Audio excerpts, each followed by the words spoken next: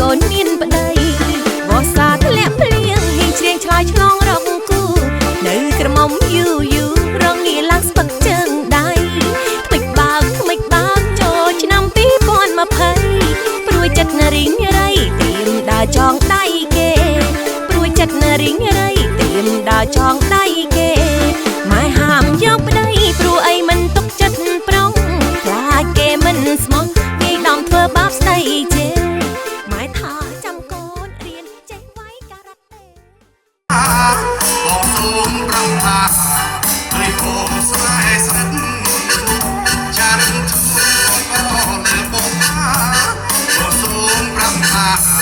ឲ្យបងស្នេហ៍ស្និទ្ធអាសា